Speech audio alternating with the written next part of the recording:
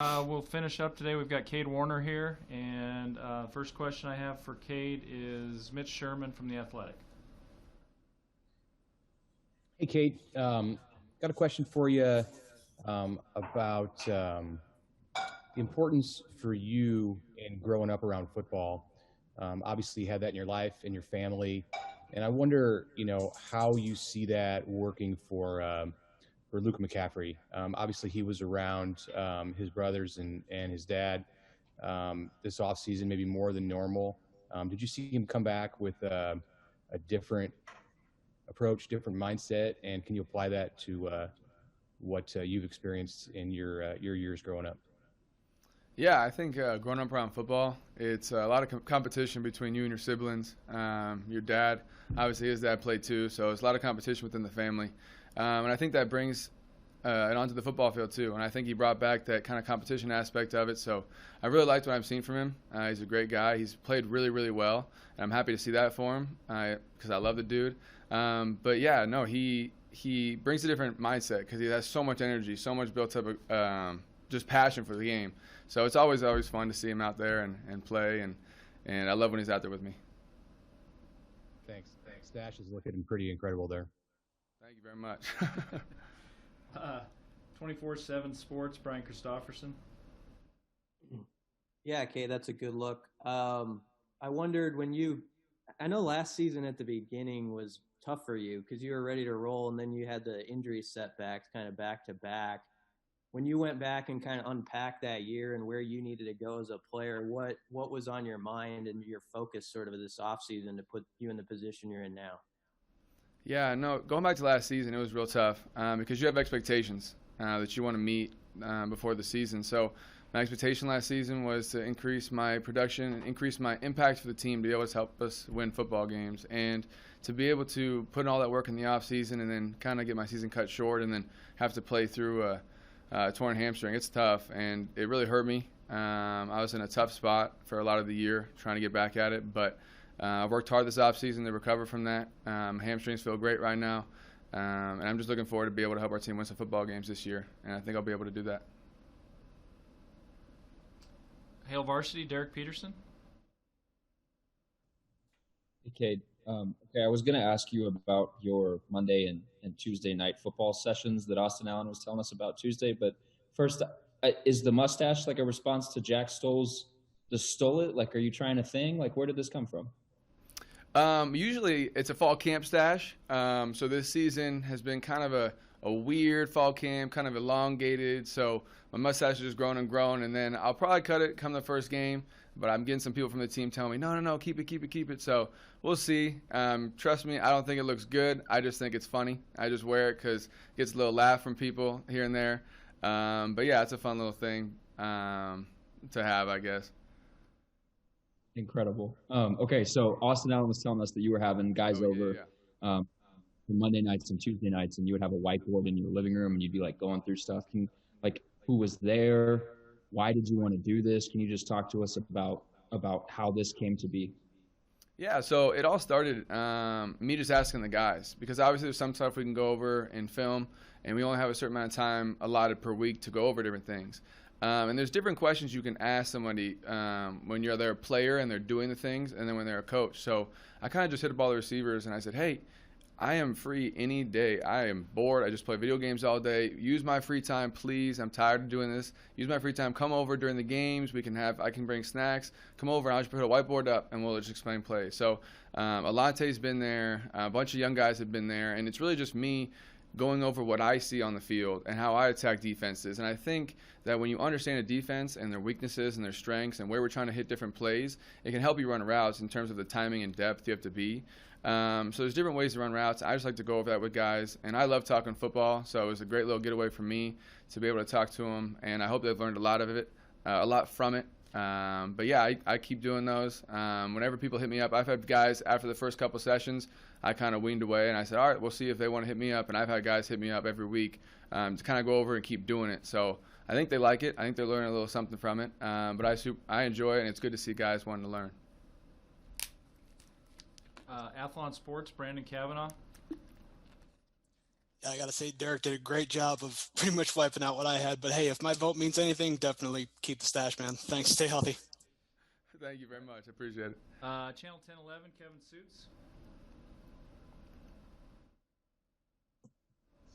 Hi, Kate. On the football field for you this fall camp, what specifically has allowed you to showcase your skill set? Because it seems almost every time we do interviews, somebody is giving you a shout out or the coaches are praising your improvement. What do you feel you've done that's allowed you to really stand out and showcase your skills? Well, I think first and foremost, I mean, everyone always says it when they talk about me. I know the plays. I know what I'm doing. And I think that helps, especially with the young wide receiver room we have.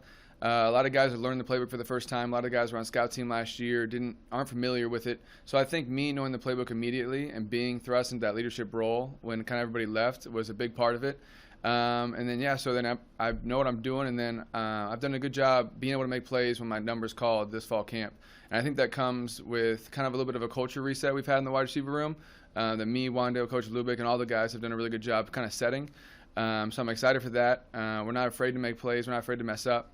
That's a big thing. And I think another thing, too, is with Lubick here, it's a kind of a blank slate. And I think with a blank slate comes more confidence. I think I'm able to play with more confidence in the field. I think a lot of guys are not being afraid to fail. We preach that a lot. And I think that is becoming more of a tool for the wide receivers this whole year. And I'm really excited to show you all this season what the wide receivers have in store. Lincoln Journal-Star, Parker Gabriel.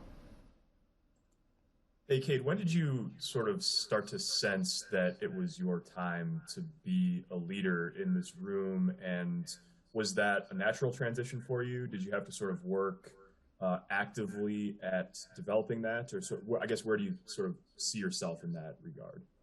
Yeah, I think after Coach Walters left and a lot of guys left the wide receiver room, it was kind of shaken down, and we're left with a lot of guys that have been here for a while. And I think I was kind of thrust in that role, but I think at the same time, too, I'm one of the oldest guys in the room now, which is weird to think. Last year, I was still one of the oldest guys in the room, and I wasn't even that old in regards to everybody else. So I think that I was kind of thrust into the role, but I think that it was more of a natural role because I think with a leader, you also have to be a teacher, and me knowing the offense and being able to teach these guys, they look to me as a leader already. And I think I've done a good job just trickling down what Coach Lubick says to me to all the rest of the guys. And I'm really looking forward to new guys who are going to step up this year. It's going to be exciting. And I think we've done a good job resetting the culture. Got time for 2 or 3 more for Kate. I'll get to what I can. Evan Bland, Omaha World Herald.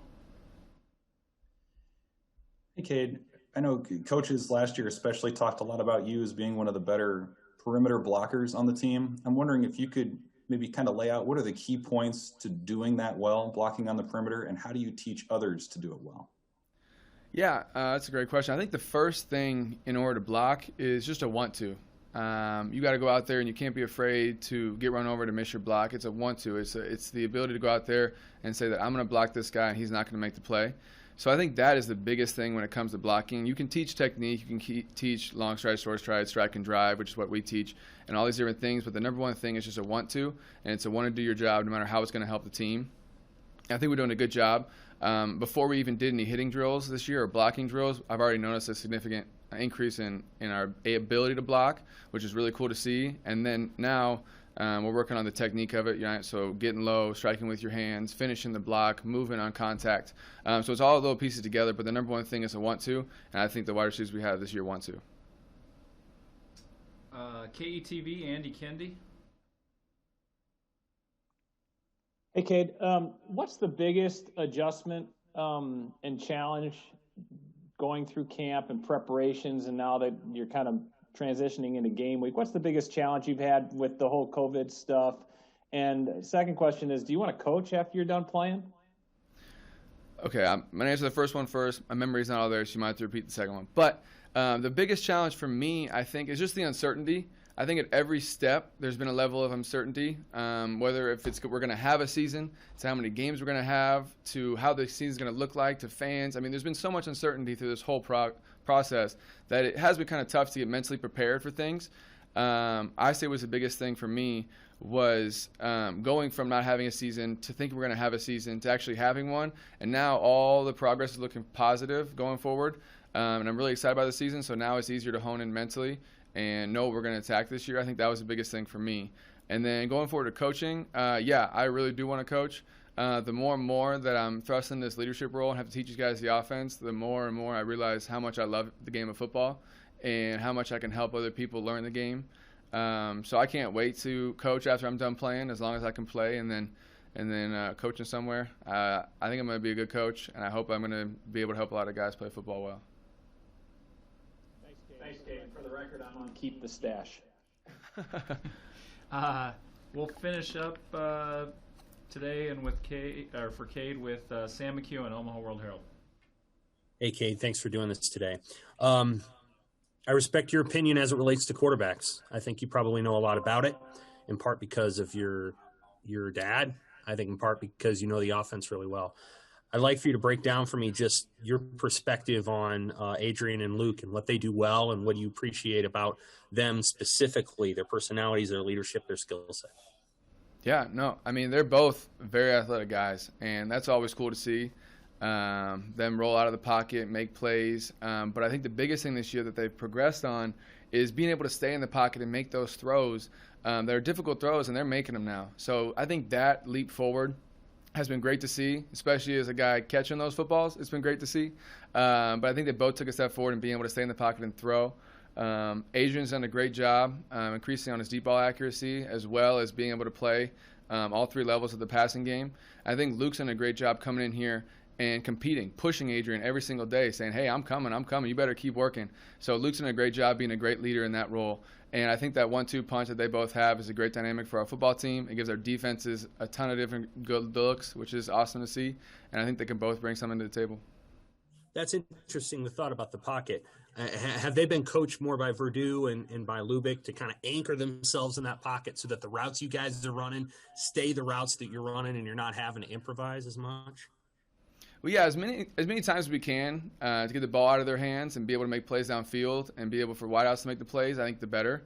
But yeah, they're both super athletic dudes. To be able to not use that speed wouldn't be smart. So we're going to obviously use them on the ground. They're going to run. They're going to make great plays with their legs. But I think now they're staying in the pocket a little bit longer, trusting us with the passes. I think we've done a good job building that trust in the intermediate passing game to be able to open up the field a little bit for the running game and for them to run.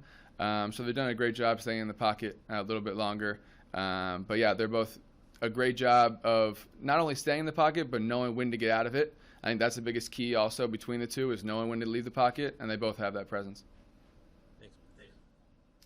All right, thank you, Kade. We will get the video of this out later and also some practice footage, and then the next opportunity will be Monday. So thanks, everyone.